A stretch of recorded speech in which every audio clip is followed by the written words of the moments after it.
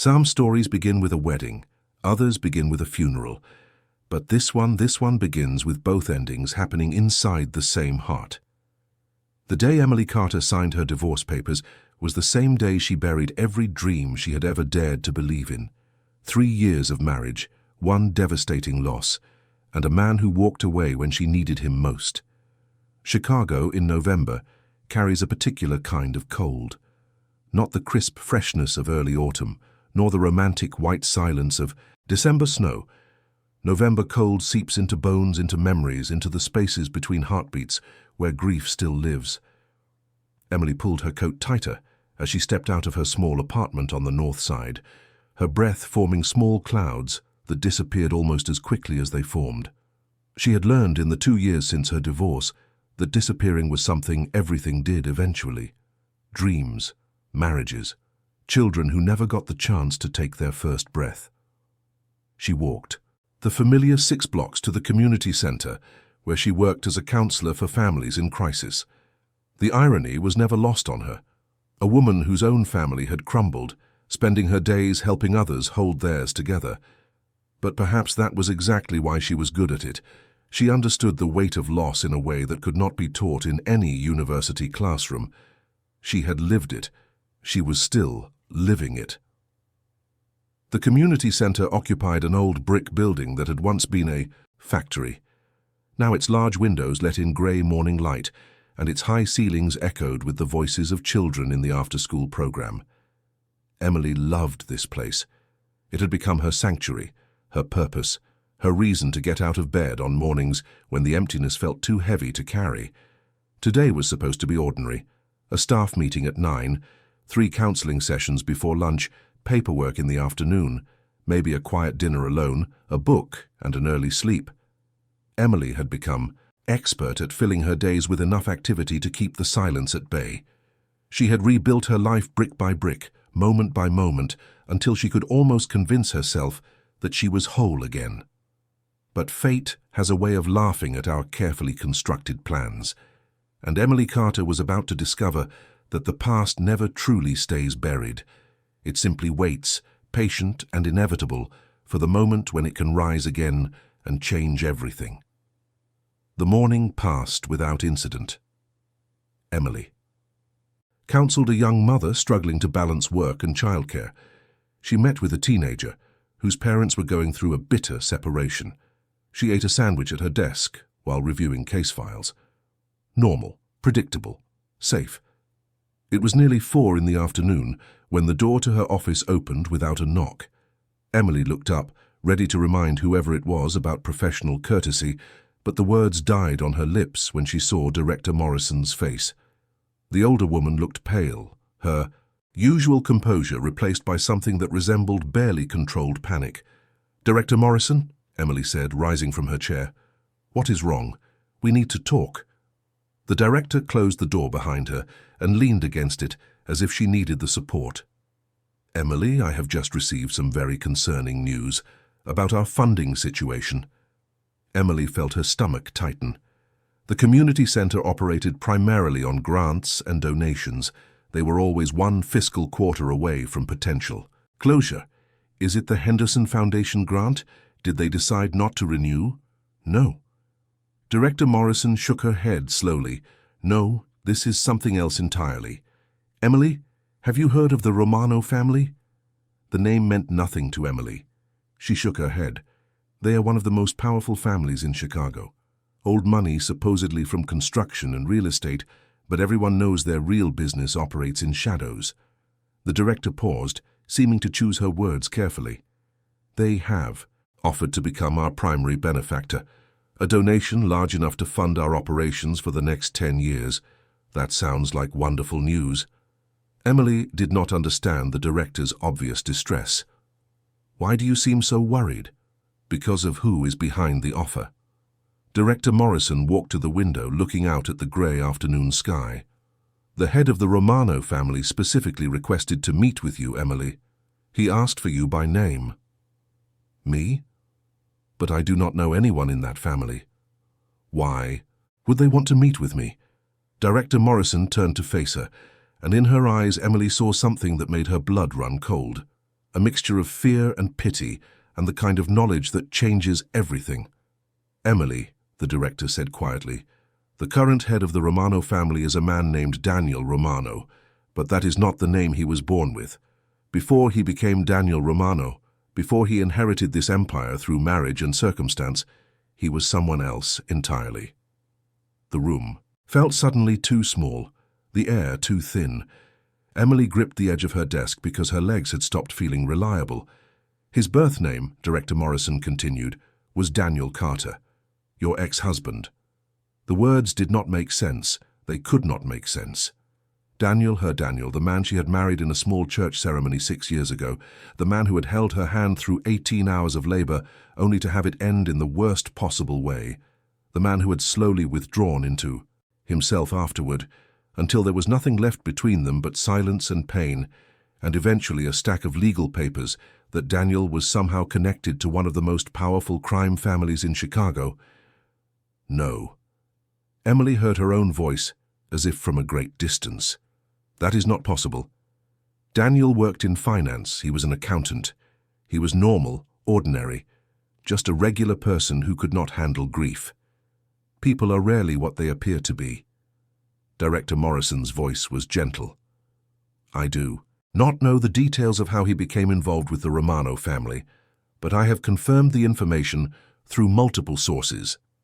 Daniel Carter legally changed his name to Daniel Romano 3 months after your divorce was finalized. He married Isabella Romano, the only daughter of the previous family head, and when her father passed away last year, Daniel assumed control of the entire organization." Emily sat down heavily. Her mind was racing, trying to reconcile the man she had known, the quiet, somewhat distant accountant who preferred spreadsheets to conversation, with the image of a Mafia boss. It was like trying to force 2 puzzle pieces together that clearly did not fit. "And he wants to meet with me. Why? I do not know. But Emily, I feel I should warn you. The Romano family is known for many things, and very few of them are legal.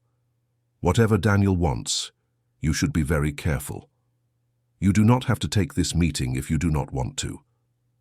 Emily stared at her hands, at the place where her wedding ring used to sit, at the faint tan line that had long since faded. 2 years of building a new life, 2 years of convincing herself that the past was behind her. And now it was reaching out from the shadows, wearing the face of the man who had once promised to love her forever. "No," she said finally, surprising herself with the steadiness of her voice. "I will meet with him. I need to understand what is happening. I need to know why he became this person and what he wants. From me now." Director Morrison nodded slowly. "The meeting is scheduled for tomorrow evening. A car will come for you at 6. Emily, please be careful." "I will." But even as she said the words, Emily knew that careful had already ceased to be an option. The moment Daniel re-entered her life, everything changed, and she had a terrible feeling that this was only the beginning. That night, Emily could not sleep. She lay in her small bedroom, staring at the ceiling, her mind replaying memories she had spent 2 years trying to forget. The way Daniel used to laugh before the loss that stole the light from his eyes, the quiet mornings they shared over coffee, when conversation was unnecessary because their silence was comfortable. The nursery they had painted together, soft yellow walls and white furniture and dreams that never got the chance to become real. She had loved him. Despite everything that came after, despite the way he retreated into himself when she needed him most, despite the cold distance that grew between them until divorce seemed like the only option, she had loved him with everything she had, and part of her, the part she kept locked away in the deepest chamber of her heart, still did. But the Daniel she loved was an accountant, a quiet man who wore glasses and worried about tax codes, not a mafia boss, not someone who dealt in shadows and danger. How could one person become someone so completely different? Sleep finally came sometime after 3 in the morning, but it brought no rest. Emily dreamed of hospitals and empty nurseries and a man walking away into darkness, his face becoming someone else's with every step. The next day passed in a blur of anxiety and distraction. Emily went through the motions of her work, but her mind was elsewhere. At 5:30, she left the community center and walked home quickly, changing into something more appropriate for a meeting she could not begin to prepare for. She chose a simple dark dress, professional but not formal, armor for a battle she did not understand. At exactly 6 o'clock, a black car appeared outside her building. It was sleek and expensive, the kind of vehicle that looked out of place on her modest street. Emily watched from her window as a driver in a dark suit emerged and approached her door. "This is really happening," she whispered to herself, and then, before she could change her mind, she grabbed her coat and went downstairs. The driver said nothing as he opened the rear door for a "Hertite." Emily slid into leather seats that probably cost more than her monthly rent. The door closed with a solid, expensive sound, and then they were moving through the Chicago evening, the city lights blurring past the tinted windows. They drove north, into neighborhoods Emily rarely visited. The buildings grew larger, the spaces between them wider, until they were passing through gates into what could only be described as an estate. The house that emerged from the darkness was massive, a stone mansion that looked like it belonged in another century, another country. Lights glowed warmly from tall windows, and Emily could see the shapes of gardens even in the November gloom. The car stopped before wide stone steps. The driver opened her door. "Mr. Romano is expecting you," he said. These were the first words he had spoken. Emily climbed the steps on legs that felt borrowed from someone else. The front door opened before she could knock, revealing a formal entryway of marble and dark wood. A woman in a simple black dress greeted her. "Miss Carter, please follow me." They walked through halls lined with art and antiques, past rooms Emily caught only glimpses of, until they reached a set of double doors at the back of the house. The woman knocked once, then opened them. The room beyond was a study, lined with bookshelves and dominated by a large desk near tall windows. A fire burned in a massive stone fireplace, casting dancing shadows across the walls. And standing before those windows, silhouetted against the last light of day, was a figure Emily would have recognized anywhere. Even after 2 years, even after everything. Daniel. He turned at the sound of the door closing, and Emily felt her breath catch. He looked different. Harder somehow, his features more defined, his posture carrying an authority that had never been there before. He wore a dark suit that fit him perfectly, and when his eyes met hers, she saw something in them that was both familiar and completely foreign. "Emily." His voice was the same. Deeper, perhaps, but the same voice that had whispered promises in the dark, that had spoken vows before friends and family, that had gone silent in the face of unbearable loss. "Thank you for coming." She did not know what she had expected. Anger, perhaps. Fear. But what she felt instead was a strange calmness, as if some part of her had always known this moment would come. "I almost did not recognize you," she said. "Daniel Carter, accountant. Now Daniel. Romano, head of a crime family. That is quite a transformation." A ghost of a smile crossed his face. "I suppose it is." "How?" She took a step closer, then stopped herself. "How did this happen? You were the most ordinary person I ever knew. You hated risk. You filed our taxes 3 months early every year because you could not stand the uncertainty of waiting." Daniel moved to a small bar near the fireplace, pouring 2 glasses of something amber. "People change, Emily. Grief changes them. After we lost the baby, after I lost you, I had nothing left to lose. And when you have nothing left to lose, you become capable of things you never imagined." He offered her a glass. She took it, but did not drink. "You left me," she said, the old wound opening despite her best efforts to keep it closed. "When I needed you most, you withdrew. You became a stranger in our own home. And then you just walked away." "I know." He did not look away from her accusation. "I know what I did. I have had 2 years to live with it, to understand the full weight of that failure. I was drowning in my own grief, and instead of reaching for you, I let the current pull me under. By the time I surfaced, it was too late. You were gone, and I was someone else entirely. How did you even end up connected to this family?" Daniel gestured toward 2 chairs near the fire. Emily hesitated, then sat. He took the chair across from her. After the divorce, I was lost. I threw myself into work, took risks I never would have considered before. One of those risks involved investing money for a client I should have investigated more thoroughly. That client was Anthony Romano, the former head of this family. When I discovered who he really was, I should have run. Instead, I saw an opportunity, a chance to become someone powerful enough that nothing could ever hurt me again. And you married his daughter? Yes. Daniel's expression flickered with something Emily could not quite read. Isabella was kind. She understood. Damage because she had her own. We built something together. Not love exactly, but partnership.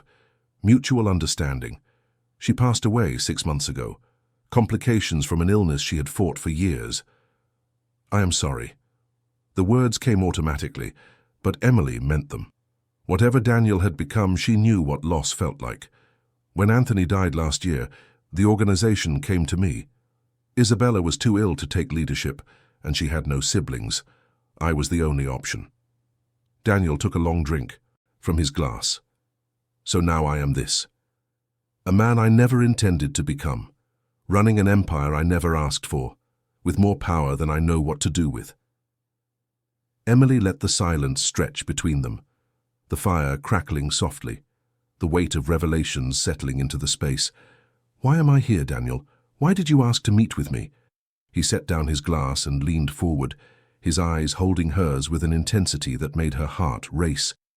Because I have spent 2 years trying to forget you, and I have failed. Because every success, every achievement, every bit of power I have accumulated means nothing when I think about how I abandoned you when you needed me most. Because I want to make things right, even if I do not know how. You think funding my community center will make things right? No. Daniel shook his head. The donation is real, and it comes with no conditions. Your center does important work, and I have more money than I could spend in 10 lifetimes. But that is not why I asked you. Here. Then why? Because I want you to know the truth, all of it. Who I am now, what I have done, and what I am trying to become. And then I want to ask you a question. What question? Daniel stood, moving to the window where the night had fully descended, the garden lights creating islands of illumination in the darkness. I want to ask you to give me a chance, not to reconcile, not to pretend the past did not happen, but to start something new, to see if the man I am now might be worthy of the woman you have become. Emily felt the world shift beneath her feet. This was not what she had expected.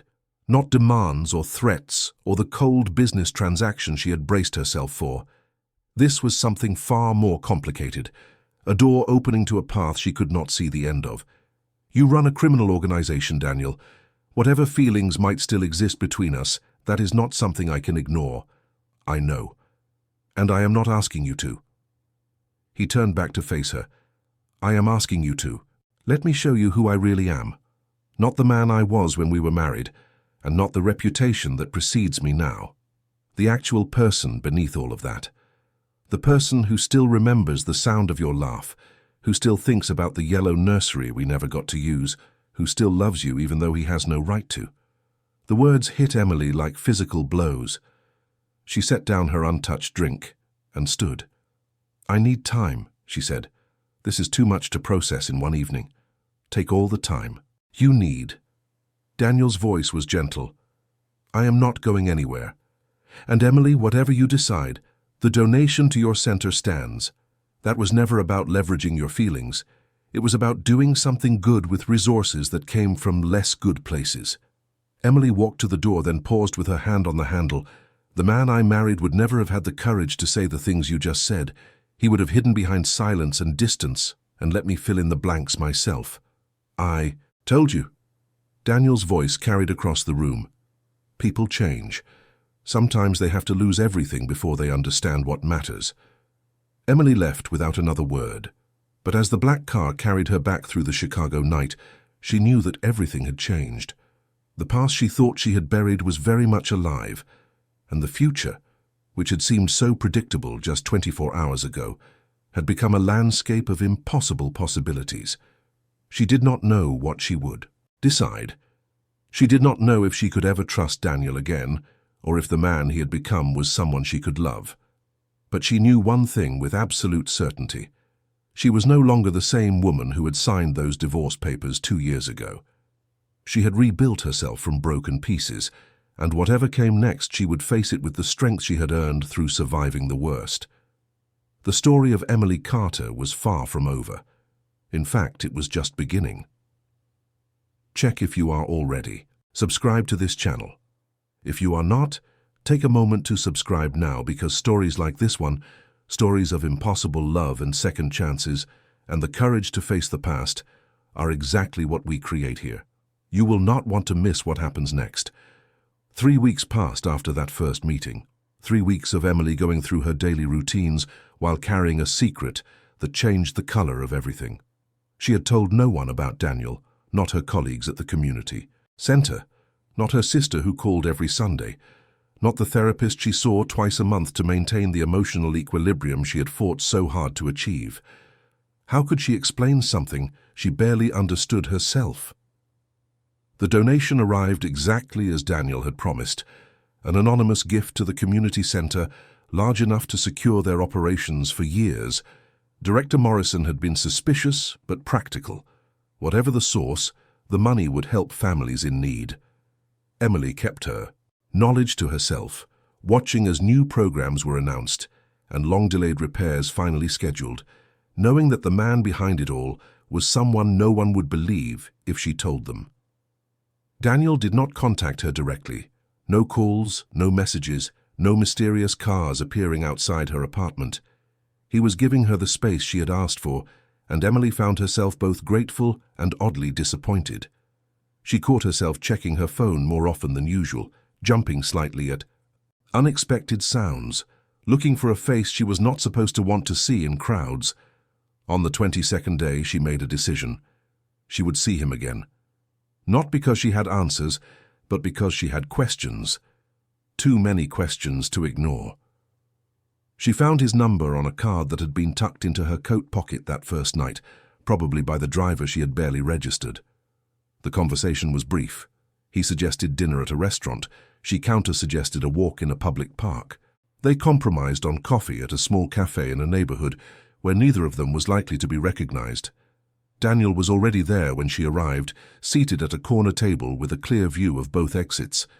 He stood when he saw her, and Emily noticed how the simple gesture carried an air of old-world courtesy that seemed simultaneously natural and practiced. "You came." He pulled out her chair. "I have questions." I expected nothing less. They ordered coffee and sat in the particular silence of two people who once knew each other completely and now find themselves strangers. Emily studied his face, looking for traces of the man she had married. They were there, beneath the surface confidence and the sharper edges. The same eyes that had looked at her across a crowded room 5 years ago and somehow known. "Tell me about your life now," she said. "Not the organization, your actual daily existence." Daniel wrapped his hands around his coffee cup. He had ordered it black, which surprised her. The Daniel she remembered preferred his coffee sweet enough to be almost undrinkable. "I wake early," he began. "There are always calls to take, decisions to make. The business side of things is more complex than most people imagine. Construction projects, real estate development, legitimate investments. Only about 20% of our operations exist in gray areas, and I am working to reduce even that." Gray areas. Emily raised an eyebrow. "I will not pretend to be something I am not." Daniel's voice was steady. "The organization I inherited has been involved in activities I do not condone. Protection services that crossed into intimidation, loan operations with terms no ethical bank would offer, political influence purchased rather than earned. I have spent the last year trying to transform us into something legitimate. It is slow work. Some of my associates resist the changes, and the ones who resist, they are given choices. They can adapt or they can leave. No one is forced to stay, and no one is harmed for wanting out. Whatever you might have heard about how these families operate, I am trying to do things differently." Emily sipped her coffee, considering his words. "Why should I believe you? You should not based on words alone. Daniel set down his cup and met her eyes directly. That is why I want to show you. Let me take you to some of our projects, the affordable housing development we are building on the south side, the scholarships we fund for first-generation college students, the addiction recovery center we opened last year. See for yourself what we are doing with the resources we have. You are trying to buy redemption. No. Daniel shook his head slowly. There is no buying redemption. I know that. What I am trying to do is use what I have to create something good, to balance the scales, even if they can never be fully balanced. Is that so different from what you do at the community center? Taking broken situations and trying to help them heal. The comparison struck Emily as both accurate and deeply uncomfortable.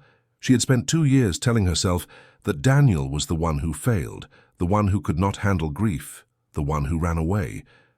But sitting across from him now, seeing the weight of responsibility he carried, the genuine attempt at transformation, she wondered if the story was more complicated than she had allowed herself to believe. "What happened to you after the divorce?" she asked. The real story, not the business summary. Daniel was quiet for a long moment. Outside the cafe window, people walked past in the late autumn afternoon, bundled against the cold, absorbed in their own lives and problems. "I fell apart," he said finally. "For about 3 months, I barely functioned.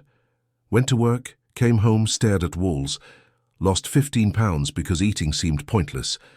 And then one day, I was sitting in my apartment with a bottle of something strong, and I realized I had a choice. I could continue, dissolving into nothing, or I could become someone entirely different, someone strong enough to survive. So you chose the Mafia. I chose power." Daniel's voice carried no defensive edge. At the time, I did not think about what that meant in larger terms. I just knew that I had been helpless when it mattered most. Helpless to save our child, helpless to save our marriage, helpless to save myself from my own grief. I never wanted to feel that helpless again.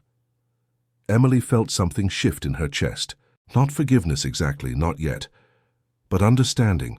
A recognition that grief took people to strange and desperate places, that survival sometimes wore faces no one would recognize. "I blamed you," she said quietly. "For years I blamed you for not being there when I needed you, for leaving me to grieve alone, for giving up on us without a fight. I know. And you were right to blame me. I did all those things, but I never asked what you were going through." Emily heard her own voice crack slightly. "I was so consumed with my own pain that I never really tried to understand yours. Maybe if I had, things would have been different, or maybe they would have been exactly the same." Daniel reached across the table, stopping just short of touching her hand. "We were both drowning, Emily. 2 people drowning cannot save each other. All they can do is survive separately and hope they find their way back to shore. And now, I am standing on solid ground for the first time in years, and I see you, standing on your own shore, and I wonder if there might be a bridge somewhere between us." Emily looked at his hand, so close to hers on the scarred wooden table. She remembered how those hands had held hers during labor, had trembled while signing divorce papers, had probably done things since then that she did not want to imagine. "Show me," she said. "Show me these projects. Show me who you are now." Daniel's face transformed with something that looked dangerously like hope. "When?" "Tomorrow." "Before." "I can change my mind." They finished their coffee in a different kind of silence, not the uncomfortable tension of strangers, but the charged quiet of 2 people standing at the edge of something neither fully understands. When they parted outside the cafe, Daniel did not try to kiss her or even hug her. He simply looked at her with those familiar eyes in that unfamiliar face and said, "Thank you for giving me a chance." Emily walked home through the cold November streets, her mind full of questions she could not answer. She was walking into something dangerous, not the physical danger of criminals and power struggles, though that existed too, something more personal. The danger of opening a door she had sealed shut, of risking a heart she had only recently learned to protect. But she had not rebuilt her life by playing it safe. She had rebuilt it by facing hard truths and making difficult choices. And whatever Daniel had become, whatever the organization he led represented, she could not make informed decisions without information. Tomorrow she would see for herself, and then, maybe then, she would know what to do next. The morning arrived grey and cold, winter making its first serious threats against autumn. Emily dressed practically in warm layers and sensible shoes, unsure what the day would involve. At exactly 9 o'clock, a car appeared outside her building. Not the sleek black vehicle from before, but something more modest, a dark sedan that would not draw attention. Daniel was in the back seat. He smiled when she climbed in, and Emily noticed he was dressed casually as well, jeans and a sweater that reminded her almost painfully of the man he used to be. "Thank you for coming. I said I would." The first stop was on the south side of Chicago, an area Emily knew only from news reports about crime rates and economic depression. But what she saw when they arrived was not decay. It was construction. Dozens of workers in hard hats moved around a skeleton, of buildings rising from what must have recently been vacant lots. Affordable housing, Daniel explained as they walked through the site, hard hats of their own perched awkwardly on their heads. 300 units when it is finished. Mixed income, so we do not just concentrate poverty in one place. Ground floor retail to bring jobs to the neighborhood. A community center not unlike your own. Emily watched the workers, listened to the foreman calling instructions, felt the energy of something, being built rather than torn down. "This is real," she said half to herself, "as real as anything." Daniel led her to a trailer that served as a site office, where plans were spread across tables and project timelines covered the walls. "We will not make our money back for decades, if ever. But that is not the point. The point is that 300 families will have safe, affordable homes in a neighborhood that has not seen investment in generations." They visited a school next, a charter academy, funded by the Romano Family Foundation, where children in neat uniforms greeted them with curious eyes. Emily watched Daniel interact with the students, saw how his face softened, how he crouched down to speak to them at eye level, how he remembered names from previous visits. "Education is the only reliable path out of poverty," he said as they left. "I did not have to worry about that growing up. My parents were comfortable. I had every advantage, but most kids do not. If I can use my resources to give even a few of them better chances, then maybe all of this will have meant something." The Addiction Recovery Center was the last stop. It occupied a renovated warehouse in a quiet industrial area, and inside, Emily found a facility that rivaled any private treatment center she had ever seen. Comfortable rooms, professional staff, and patients who looked at Daniel not with fear, but with genuine gratitude. "Recovery takes time," Daniel explained. "Most programs give people 30 days and send them back to the same circumstances that led to their addiction. We offer 6 months minimum, plus job training, transitional housing, and ongoing support. Our success rate is 3 times the national average." "How do you fund all this?" "Legitimate investments mostly. Real estate, construction, a few tech startups that have done well. I told you I am working to move the organization entirely into legal operations. These programs are part of that. They give my people something meaningful to do, and they generate goodwill that helps smooth other business dealings." Emily stood in the center of the recovery center's common room, watching patients play cards and talk quietly, and felt her certainties shifting beneath her feet. This was not what she had expected. None of this was what she had expected. "Why did you want me to see this?" she asked. "Because I wanted you to know that I am not a monster." Daniel's voice was low, meant only for her. "Whatever else I may be, whatever necessary, compromises I have made, I'm trying to do good in the world. I'm trying to be someone worth loving." The words hung between them, heavy with implication. "Daniel, I do not know what this is between us. I do not know if there can be anything between us. You are not the man I married, and I am not the woman you left, I know, but I see what you are doing here, and I respect it. Whatever else I feel, I respect this. That is more than I hoped for." Daniel smiled, and for just a moment he looked like the young accountant who had nervously asked for her number at a friend's party 5 years ago. "Can we have dinner?" Not to pressure you, not to make any decisions. Just two people sharing a meal and seeing if they still know how to talk to each other. Emily hesitated. Every sensible instinct told her to say no, to protect herself, to keep the walls firmly in place. But there was another voice, quieter but insistent, that reminded her how lonely she had been, how the life she had rebuilt, safe and predictable, was also empty of the kind of connection she had once known. "Dinner," she said finally. "But I choose the restaurant. Deal." They had dinner that night at a small Italian place Emily loved, far from the wealthy neighborhoods where Daniel now belonged. They talked about everything and nothing, avoiding the heavy topics by unspoken agreement, simply rediscovering the rhythms of conversation that had once come so naturally. Daniel told stories about his legitimate business dealings, the colorful characters he encountered, the challenges of transformation. Emily shared tales from the community center, the families she helped, the small victories that made the work worthwhile. For a few hours, they were just two people getting to know each other again.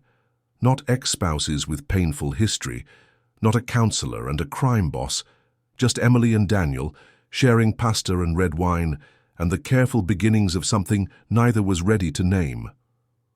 When the evening ended, Daniel walked her to her door but made no move to come in. "Thank you for today," he said, "for keeping an open mind. Thank you for showing me." Emily paused with her keys in her hand. "I do not know where this goes, Daniel. I am not sure I can ever fully trust you again knowing what you have become. I am not asking you to trust me. Not yet. I am asking you to watch me. To let me prove through actions what words can never prove. And if, after time, you decide that I have earned even a small piece of your trust, that will be enough. Good night, Daniel. Good night, Emily." She watched him walk back to his car, watched the taillights disappear into the night. Then she went inside and sat in her dark apartment for a long time, trying to understand what she was feeling. The past was not what she had thought it was. The present was full of impossible complications. And the future, for the first time in 2 years, held something other than carefully managed. Solitude. Winter arrived with a vengeance in the weeks that followed. Chicago disappeared under heavy snow, the city transformed into a landscape of white streets and breath that froze before it faded. Emily's life had transformed too, though less visibly. She and Daniel fell into a pattern, not quite dating, not quite friends, but something in between that had no easy name. They met once or twice a week, always in public places, always with the understanding that this was exploration rather than commitment. Sometimes they had dinner. Sometimes they walked through museums or sat in coffee shops or watched the city from the observation deck of tall buildings. They talked about their pasts, their presents, their uncertain hopes for the future. And slowly Emily began to see the man Daniel had become. He was still recognizable, still carried echoes of the quiet accountant she had married. But there was a core of steel in him now that had not existed before. A willingness to make hard decisions, to shoulder responsibilities that would crush lesser people, to live with compromises that had no clean answers. He was more complex than the man she had known, and in some ways more admirable. The transformation that had led him to power had also led him to purpose. He was using his position to make genuine change, and that mattered. But Emily also saw the shadows. Daniel carried a weight that never fully lifted, visible in the way he sometimes stared into middle distance, in the security personnel who were never far away, in the conversations cut short by encrypted phone calls he stepped away to take. His world was dangerous in ways she could only glimpse. People depended on him, but people also wanted to harm him. Every day he walked a line between power and vulnerability. "Do you ever regret it?" Emily asked him one evening as they sat in a quiet corner of a jazz club, the music wrapping around them like warm smoke. Taking over the family, becoming this person? Daniel considered the question with the seriousness he brought to everything. "I regret the circumstances that made it possible. Isabella's illness, Anthony's death, my own desperate need to become something stronger than I was. But the position itself, No. I have done more good in 2 years than I could have in a lifetime as an accountant. I have the power to change lives, to build things that matter. That is not something to regret. Even knowing what you have to do to maintain that power. Even knowing. Daniel's eyes met hers in the dim light. I do not pretend to be innocent, Emily. Decisions I have made have had consequences for people who probably did not deserve them. But I try to minimize harm. I try to use force only when necessary and never cruelly. I am building something that could outlast me, something legitimately good. If the cost of that is my own moral purity, I am willing to pay it. I do not know if I could live like that. Emily traced the rim of her glass. Always calculating consequences, always weighing good against less bad. You already do, you just do it on a smaller scale. Every time you advise a family to stay together or separate, you are making calculations about likely outcomes. Every time you prioritize one case over another because resources are limited. The scale is different, but the fundamental challenge is the same. It was true, and Emily had no easy response. She had always thought of her work as fundamentally good, but Daniel was right. That it involved difficult choices. She could not help everyone. She had to decide who received her attention and who did not. The consequences of those decisions might be less dramatic than his, but they were no less real. I want to show you something, Daniel said, changing the subject in a way that felt deliberate. Something I have never shown anyone else. What is it? A place. Somewhere I go when I need to remember who I really am. They left the jazz club and drove through snowy streets to a neighborhood Emily did not recognize. The car stopped in front of a modest house, the kind of brick 2-story common throughout Chicago, unremarkable in every way. I bought this house 3 months ago, Daniel explained as they walked up the freshly shoveled path. Anonymously through several shell companies. No one in my organization knows about it. Why? Daniel unlocked the door and led her into a living room that was warm and simply furnished. A comfortable couch, a reading chair, bookshelves, filled with actual books. No display of wealth, no statement of power. Just a room that felt like home. Because sometimes I need to be just Daniel. Not Romano, not the boss, not the man who controls an empire. Just a person who reads and thinks and remembers who he used to be before everything changed. Emily walked through the house slowly, taking in the details. A kitchen with herbs growing on the windowsill, a study with a desk and a computer. Upstairs, a bedroom that looked slept in, and a bathroom with ordinary toiletries, and at the end of the hall a door that was closed. What is in there? Daniel's face changed. Something painful moved behind his eyes. Something I need you to see. If we are going to have any chance at all, you need to understand this part of me. He opened the door and Emily felt her breath stop. It was a nursery. Not the yellow nursery they had painted together, not exactly, but similar. A crib with soft blankets, a changing table, a rocking chair by the window. And on every surface, photographs. Emily recognized them. They were copies of the ultrasound images, the preparations they had made, the joy that had preceded the loss. I could not let go, Daniel said quietly, standing in the doorway. After everything, after the divorce and the transformation and all of it, I could not let go of what we almost had. I know it might seem unhealthy. Maybe it is. But coming here, sitting in this room, it helps me remember why I wanted to become strong in the first place. Not for power itself, but so I would never feel that helpless again. Emily stood in the middle of the nursery, tears streaming down her face. She had tried so hard to move forward, to let go of the grief, to build a life that did not revolve around loss. But seeing this room, knowing that Daniel had carried the same weight all this time, broke something open inside her. Daniel, she whispered. He was beside her then, and when he put his arms around her, she did not pull away. They stood together in that small room filled with memories of what would never be, holding each other the way they should have held each other years ago. Two people who had been broken by the same tragedy, finally allowing themselves to grieve together. I am sorry, Emily said into his shoulder. I am so sorry I did not understand how much you were hurting. I am sorry I could not show you. I'm sorry I ran away instead of letting you help me." They stayed like that for a long time, in the house that no one knew about, in the room that held their shared loss. And when they finally separated, something had changed between them. Not forgiveness exactly, not yet, but the beginning of healing.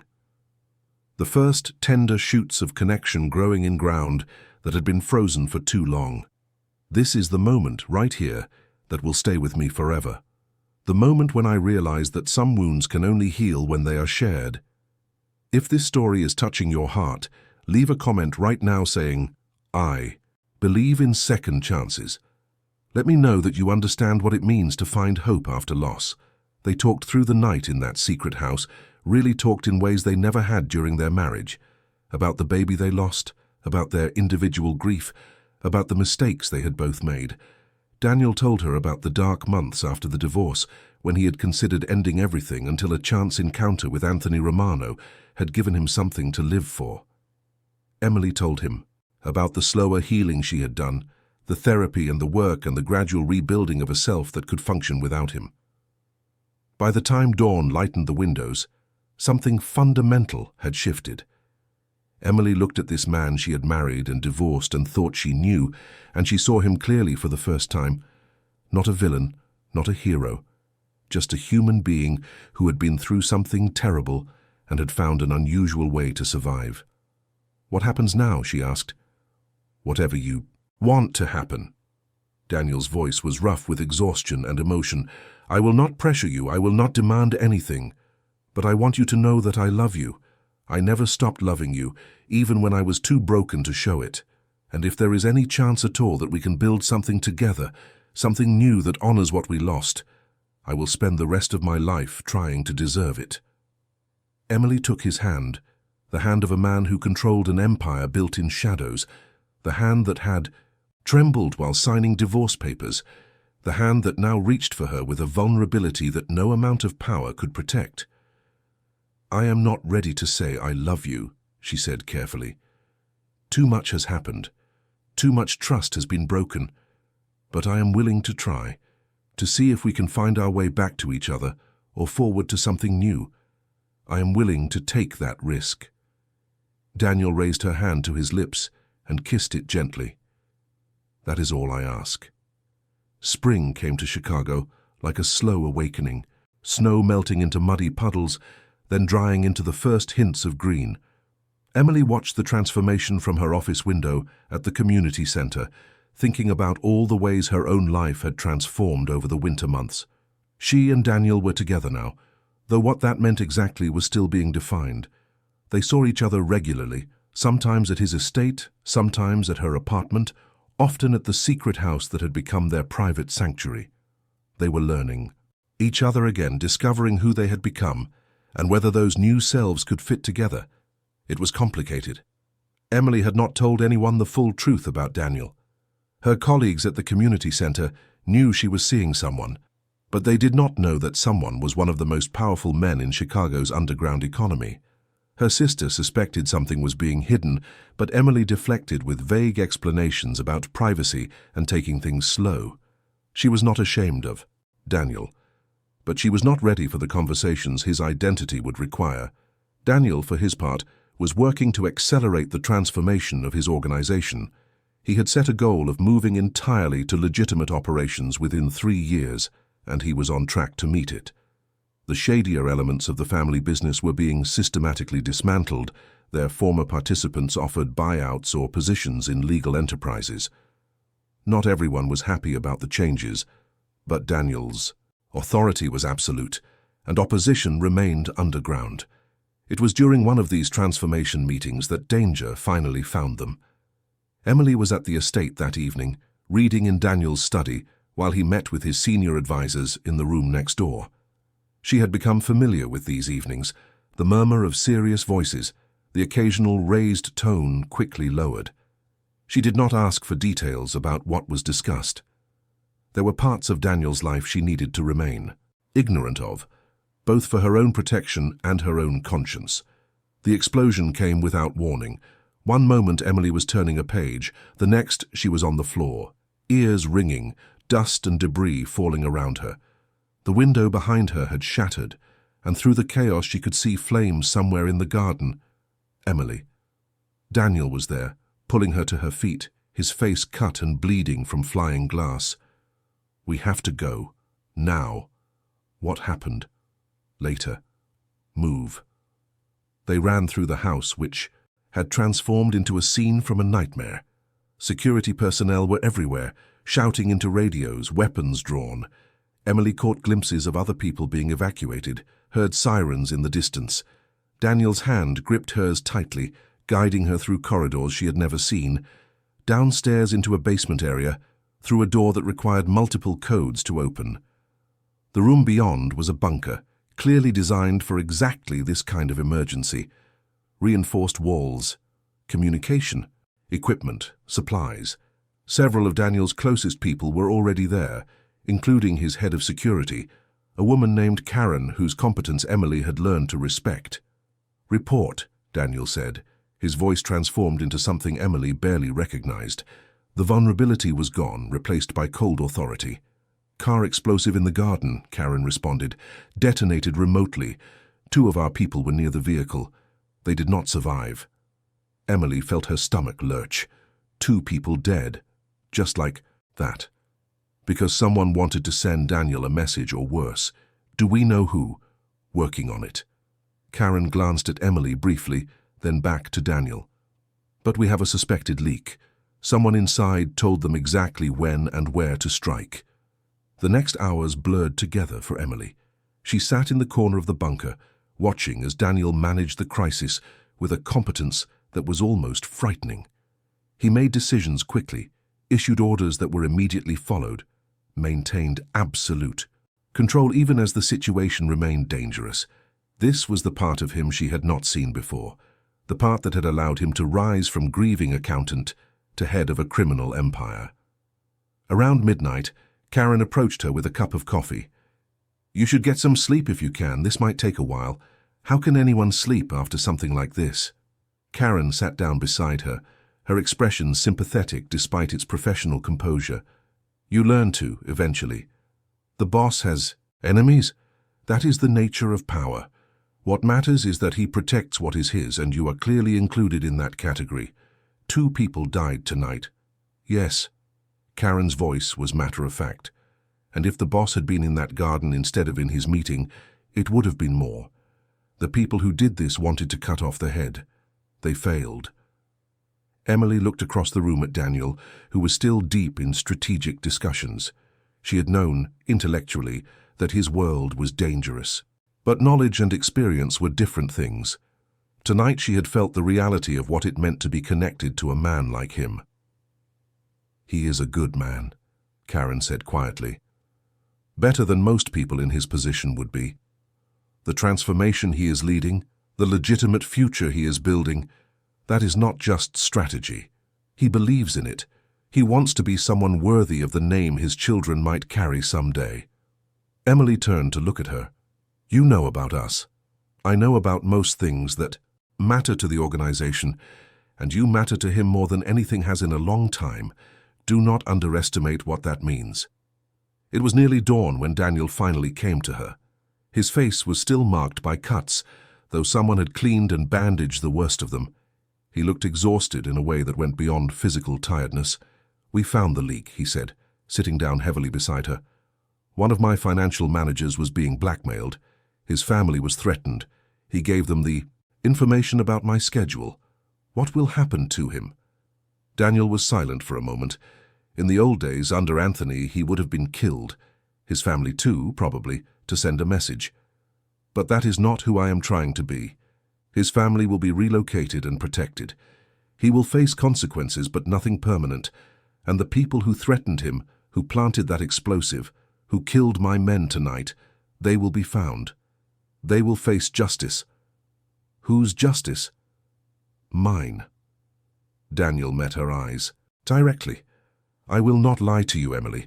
The world I live in does not operate by the rules you are used to. The people who did this cannot simply be handed to the police. They would be released, and they would try again. The only way to ensure safety is to eliminate the threat. You mean kill them? I mean remove their ability to ever harm me or mine again." Daniel's voice held no apology. "I understand if this is too much.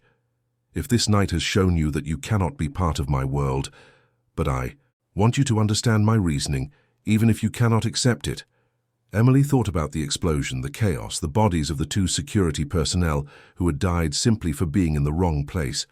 She thought about what it would feel like to live with this threat constantly, to know that enemies were always circling, waiting for an opportunity. "I do not know if I can accept it," she said honestly.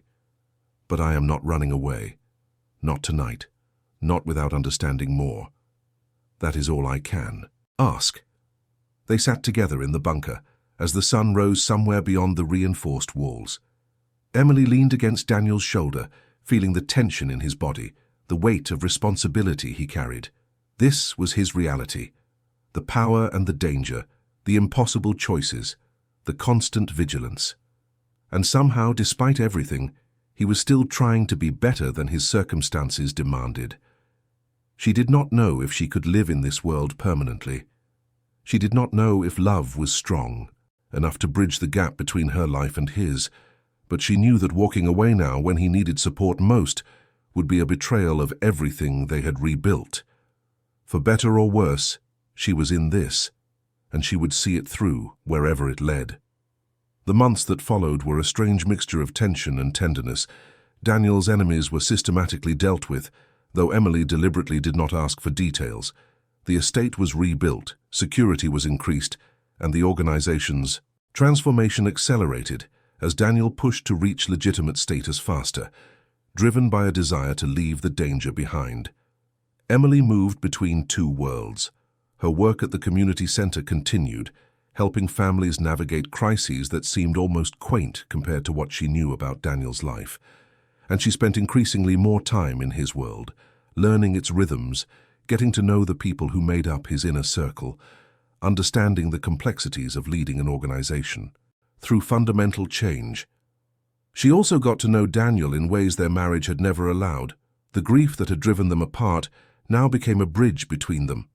They talked about the child they had lost, not with the painful silence of before, but with the bittersweet acceptance of people who have processed tragedy and emerged on the other side. They visited the secret house regularly, sitting in the nursery that Daniel had created, honoring the memory of what might have been while acknowledging that their futures could not be defined by loss alone. "I want to start a foundation," Emily said one evening as they sat on the porch of the secret house, watching summer fireflies dance in the warm air. A real one, not just a tax shelter, something focused on families who have experienced pregnancy loss and infant death. Support groups, counseling, practical assistance. There is so much stigma around these losses, so much isolation. "Tell me more." Daniel listened as Emily described her vision, asking thoughtful questions, offering suggestions from his experience with the other charitable programs the organization ran. By the end of the evening, they had sketched out a plan, and Daniel had committed the initial funding. "We will name it after the baby," Emily said quietly, "even though we never chose a name. Then we will choose one now." Daniel took her hand. Together, they settled on Hope, the Hope Foundation, dedicated to supporting families through the darkness of loss and into the possibility of future light. It was not the child they had wanted, but it was something. A way of creating meaning from tragedy, of ensuring that their loss might help others heal. As summer turned to autumn, Emily realized that she had stopped thinking of Daniel's world as separate from her own. The two had merged, complicated and imperfect, but undeniably real. She attended functions with him now, met openly with his associates, accepted a role in the organization's charitable activities that gave her influence and purpose. Not everyone was happy about her presence. Some of Daniel's older associates viewed her as an outsider, a distraction, a weakness. They remembered the harder times under Anthony Romano and resented the changes Daniel was implementing, but they kept their objections quiet for the most part. Daniel's authority was not to be questioned. The exception was a man named Marcus Reeves, who had been Anthony's closest advisor and now led the faction most resistant to transformation. He was careful never to openly challenge Daniel, but Emily caught him watching her sometimes with an expression that made her uncomfortable. He had built his career in the shadows, and Daniel's push toward legitimacy threatened everything he valued. "Be careful around him," Daniel warned when Emily mentioned her unease. "Marcus is valuable to certain aspects of our business, but his loyalty is to the old ways, not to me personally. I am managing him, but he is not someone to underestimate.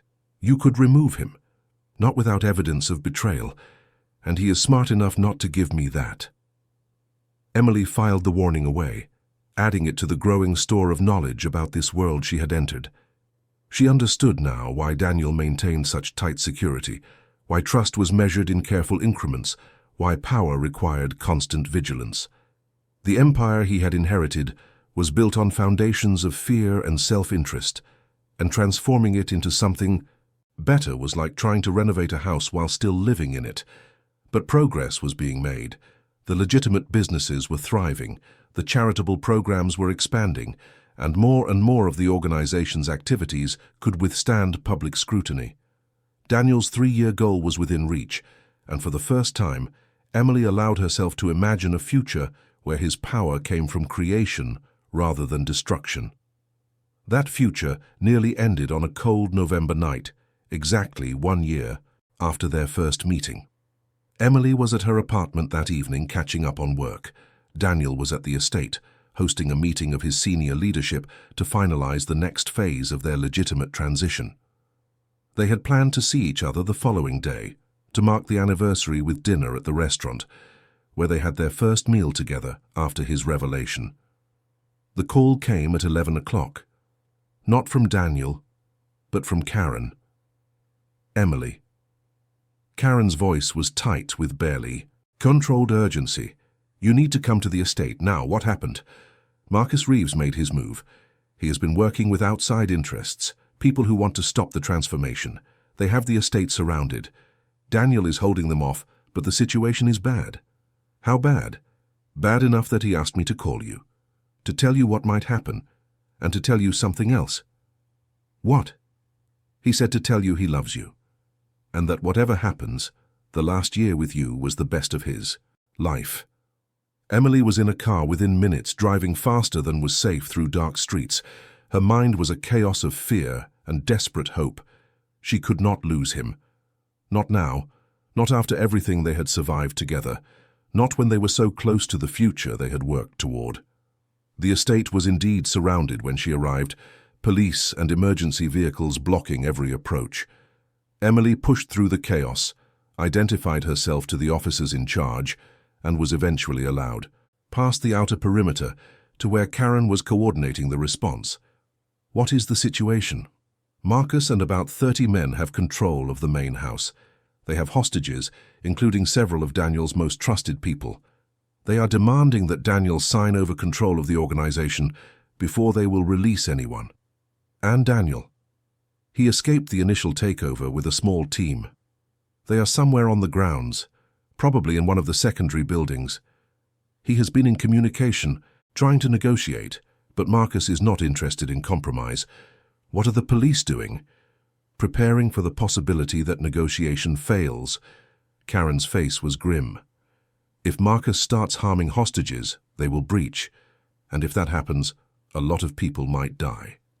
Emily stood in the cold night air, watching the lights of the estate where her future had almost taken shape. Inside those walls, the man she loved was fighting for his life and the lives of people who depended on him. And there was nothing she could do but wait. Or was there? "Karen," Emily said slowly, "does Marcus know about me? About my relationship with Daniel?" "Of course. Everyone knows." "Then maybe I can help. Maybe I can give him something he wants more than signatures on paper." "You are not suggesting what I think you are suggesting. I am suggesting that I offer myself as a hostage in exchange for the others. Daniel will not sign over control of his organization. We both know that. But if Marcus has me, he has leverage over Daniel that goes beyond business." "Emily, that is insane. Daniel would never agree to it. Then we will not tell him until it is done." Emily met Karen's eyes with a determination that surprised even herself. Daniel has spent a year trying to protect me from his world. Now it is my turn to protect him. Let me do this." The negotiation was brief. Marcus, it turned out, had been hoping for exactly this opportunity, a chance to humiliate Daniel by threatening the woman he loved, to break his resolve in a way that mere business pressure never could. Emily walked into the main house with her hands raised, her heart pounding, her mind focused on the single goal of buying time. The hostages were released one by one as Emily moved deeper into the building. By the time she reached the main hall where Marcus waited, most of Daniel's people were free, streaming out to safety. Only a handful of Marcus's core supporters remained, gathered around their leader like wolves scenting blood. "The woman who rebuilt Daniel Romano," Marcus said as Emily was brought before him.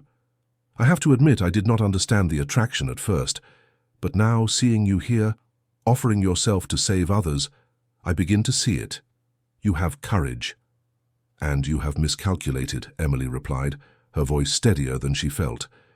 "Daniel will not give you what you want just because you threaten me. He knows I would rather die than see his work destroyed." "Perhaps." Marcus smiled, but it did not reach his eyes. "But we will see how strong his resolve is when he has to watch you suffer."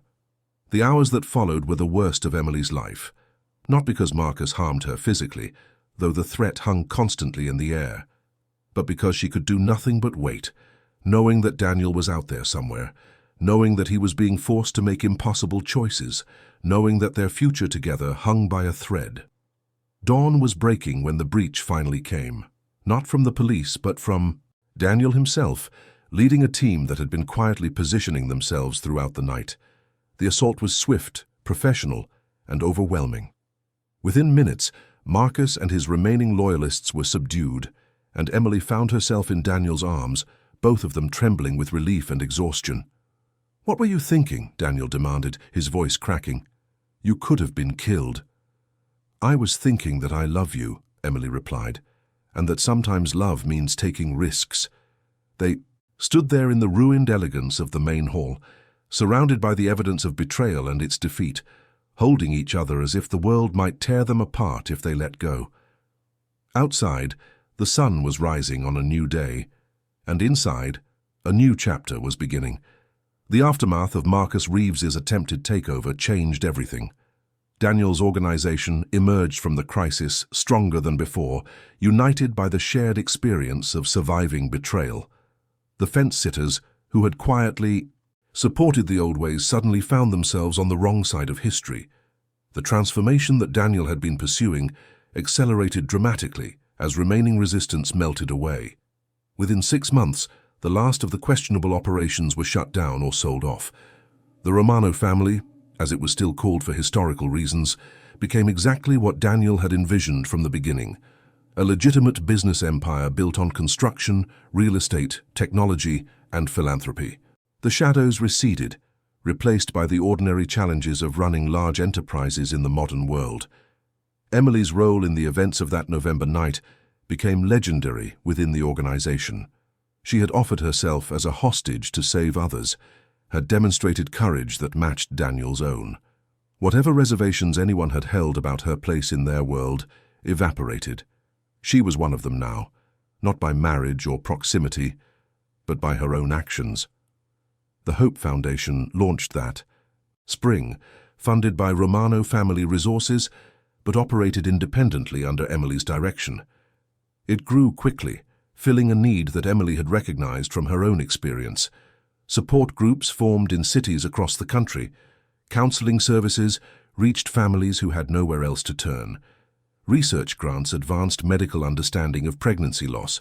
What had begun as a personal act of healing became a movement. On a perfect June evening, 1 year after the Foundation's launch, and nearly 3 years after Emily and Daniel's first meeting as changed people, they stood together in the garden of the secret house. It had been expanded now, the modest property transformed into something more fitting for the life they had built together, while remaining the private sanctuary it had always been. "I have something to ask you," Daniel said, his voice carrying the same nervous energy Emily remembered from the night he had first asked for her phone number, a lifetime ago. "Is this what I think it is? That depends on what you think it is." He reached into his pocket and withdrew a small box. "Emily, when I lost you the first time, I became someone else because I could not survive as the person I had been. When I found you again, I became someone better because you showed me what I was capable of. I am not the man you married, and you are not the woman I left. But maybe that is the point. Maybe we had to become different people to finally get it right." He opened the box, revealing a ring that Emily recognized. It was her original engagement ring, the modest diamond they had chosen together when they were young and uncertain and full of naive hope. "I kept it," Daniel admitted. "I told myself it was because I could not bear to sell it, but I think some part of me always knew this day might come. Emily Carter, will you marry me again? Will you help me build a life that honors who we have become and who we lost and all the possibilities we have yet to discover?" Emily looked at the ring, at the man holding it, at the garden where fireflies were beginning their nightly dance. She thought about all the ways her life had changed, all the grief and growth and impossible second chances. She thought about the child they had lost and the foundation that carried their name. She thought about the dangerous world Daniel had navigated and the legitimate empire he had built. And she thought about love. Not the naive love of their first marriage, the love that could not survive tragedy, but the mature love they had built together, tested by time and circumstance, strong enough to face whatever came next. "Yes," she said. "Yes, I will marry you." Daniel slipped the ring onto her finger, and it fit perfectly, as if the years between had never happened. They kissed in the garden of their secret house, two people who had been broken by the same tragedy and found each other again on the other side. The wedding was held 3 months later, a small ceremony attended, only by family and closest friends. Emily's sister stood beside her as maid of honor, having finally been told the full truth and having accepted it with the practical pragmatism Emily had always loved about her. Karen served as Daniel's best woman, a choice that surprised no one who knew how much she had done to help them reach this point. They wrote their own vows, standing before the same altar where they had married the first time, speaking words that acknowledged the past, while embracing the future. "I promise to stay," Emily said, looking into Daniel's eyes. "Not because it is easy, but because it is worth it. I promise to see you, all of you, even the parts that live in shadows. And I promise to keep building hope for us and for everyone our story might touch." "I promise to protect," Daniel replied, "not by hiding you from my world, but by making that world worthy of you. I promise to keep transforming, to keep becoming better, to keep earning the love you have given me. And I promise to never run again, no matter how hard it gets." They exchanged rings, newly purchased bands that complemented the restored engagement ring. And when they kissed, the small crowd cheered for a love that had survived more than most people could imagine. The years that followed brought the ordinary challenges and joys that fill any life. The Hope Foundation grew into a national organization, with Emily eventually stepping back from daily operations to train the next generation of leaders. Daniel's legitimate empire thrived, creating jobs and contributing to communities across the country. They moved from the estate to the secret house, now no longer secret, wanting a home rather than a fortress. And one autumn morning, 5 years after their second wedding, Emily woke Daniel with news that changed everything once more. The pregnancy was closely monitored, both of them carrying fears that never fully faded. But week by week, month by month, the baby grew strong and healthy. When their daughter was born the following spring, she arrived screaming and perfect, and they named her Hope after the foundation that had given them purpose in their darkest time. "We made it," Emily whispered, holding their daughter in the quiet of the hospital room, while Daniel sat beside her, tears streaming down his face. "After everything, we made it." "You made it," Daniel replied. "You saved us, Emily. You saved me. Everything good in my life exists because you were brave enough to give me another chance." "No." Emily smiled, exhausted and radiant and more certain than she had ever been. "We saved each other. That is how it works when love is real. You save each other, over and over again, until saving becomes simply living, until the two of you become one story, told across all the years you have left. They brought hope home to the house that had once been secret, that had become a sanctuary, that was now simply home. The nursery that Daniel had created years ago, preserved through everything, finally welcomed the child it had always been waiting for. And in the quiet moments of those early days, feeding and changing and marveling at the miracle of new life, Emily and Daniel finally understood what their journey had been building toward. Not power, not redemption, not even second chances, though they had needed all of those things along the way. Family. That was what they had been building.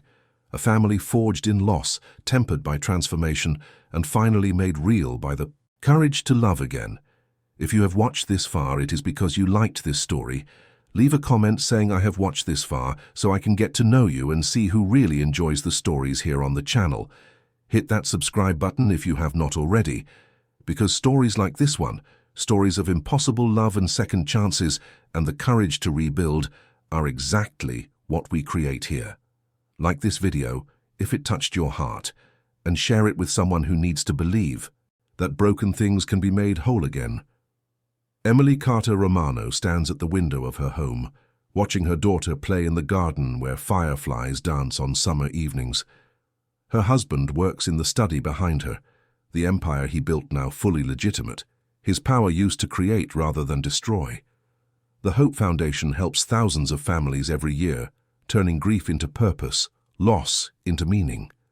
Some stories begin with a wedding, others begin with a funeral.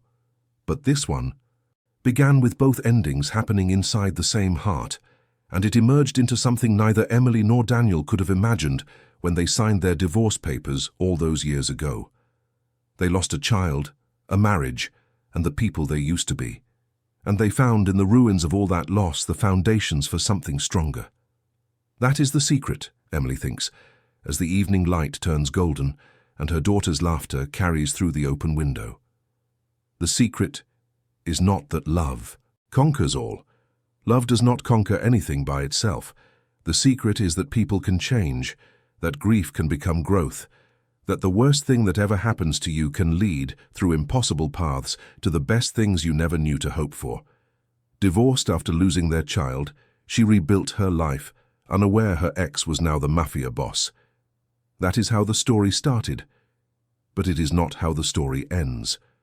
The story ends here, in a house full of love, with a family built on second chances, and a future bright enough to illuminate even the darkest memories of the past. The story ends with hope.